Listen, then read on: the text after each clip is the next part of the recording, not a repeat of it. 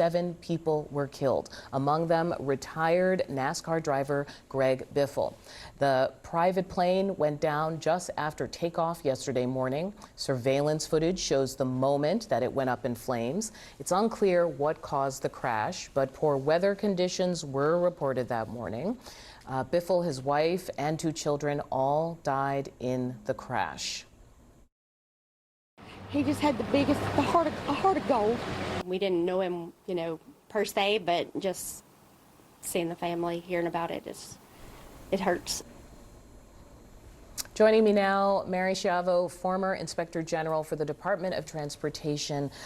Mary, this is a really striking case, and I understand that the NTSB is sending half a dozen sort of work groups to investigate it. What are the things that they're going to be looking for?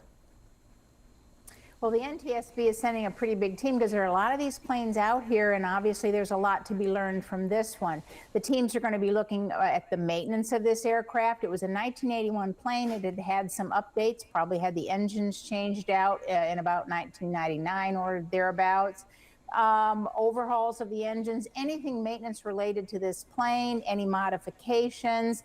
Its last airworthiness was just this year, its last checkup, so it looks fine, but the NTSB will dig deeply into the maintenance records and the maintenance record of the plane. They'll be looking at the piloting.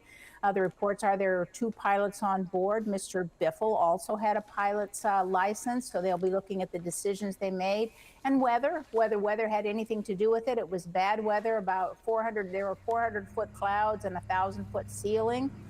And then the piloting and the flying. This plane never really got above 2,000 feet, this high elevation airport. And as it was coming in on its emergency landing, it was very, very low. So they'll be looking at that. And then they'll check the fuel. Literally, the NTSB checks everything it can get.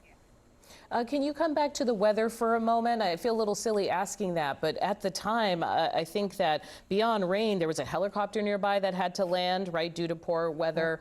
There was the cloud layers. It seemed like there were some elements there that made it a pretty rough day for flying. That's right. Rough day for flying as long as you have the minimums, and the minimums, the weather, the crosswinds, et cetera, can all be different for each plane. Every plane has its limits. But because there was a report that they had engine problems, the weather probably doesn't have anything to do with it. And the NTSB will, of course, be checking if there was icing. This plane has anti-ice systems, but they will check to see if there's any possibility that the weather affected the engines, affected the rate of climb, affected the airspeed. The airspeed wasn't steady either. The altitude fluctuated, the airspeed fluctuated. So they'll be looking at the weather. There's always a chance it did impact it, but right now it does not look like it. Mary Schiavo, thanks so much. We'll be checking with you today. NTSB investigators are expected to arrive on the scene of a deadly private plane crash in North Carolina that killed 7 people. Among them, former NASCAR driver Greg Biffle, his wife, and 2 children. Surveillance cameras actually captured the very fiery tragedy as it played out. Just horrible. CNN's Diane Gallagher is in North Carolina with much more on this. And this investigation really is just getting underway. What are you hearing? Yeah, and Kate, look, there's kind of an ache hanging over Charlotte right now. The NASCAR community is very tight-knit. Everyone kind of knows everyone, so there was a shock here. But the NTSB investigation is underway. Investigators arrived in Charlotte. They expect that investigation to take about a week as they try to determine what happened Thursday morning when that Cessna Citation C-550 turned back around shortly after takeoff and then crashed at the Statesville Regional Airport. That video, that doorbell video you showed that I obtained, the man told me that he heard a boom, his entire house shook, and then he felt a glow he could see come through his blinds because of the fire from that crash. Now, the families of the 7 people who were on board did release a joint statement expressing their grief, also gratitude for all of the kind outreach they say they have received so far. They requested privacy, but they did confirm that Greg and Christina Biffle and their young son Ryder and Greg's daughter Emma, Dennis Dutton and his son Jack and Craig Wadsworth were all killed in that crash. Now, look, condolences have been pouring in from around the motorsports world for Greg Biffle, who was named one of NASCAR's greatest 75 drivers in the history of the sport. He's also a NASCAR Hall of Fame nominee. In a statement, NASCAR talked about the Biff's passion for racing, integrity, and commitment to the sport, calling him a fierce competitor and a friend. But what we're hearing about even more today than what he did on the track was off the track. It was his efforts, he and his wife Christina, after Hurricane Helene. They literally, Greg was a licensed pilot, went out, rescued people, put supplies down from the skies. They continued for months after to bring aid to people who were affected in Western North Carolina, and from the governor to U.S. senators, members of Congress, and just fans of Greg Biffle. That's who many people are choosing to remember today. Yeah, my goodness. Diane, thank you so much for that. What a tragedy.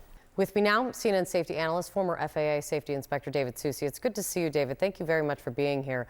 With what we know so far, much more to learn from NTSB, what's your first big question here? The question is why the aircraft made this back turn to come back immediately right after takeoff, and why he wasn't able to make the runway. He landed short of the runway. There's low altitude, was not able to maintain that altitude. So that's the first thing as an investigator I'd be looking at. And David, on that note, I mean, I think we have an image of the flight path. It takes off from Statesville Airport. It gets some air. I think, you know, it gets altitude, but not much at all. And then turns around to try to return to the airport very clearly once again. And that is when it crashed. From your experience, what is the errors? What could have gone so wrong? And clearly, it must have been happening immediately for that turnaround.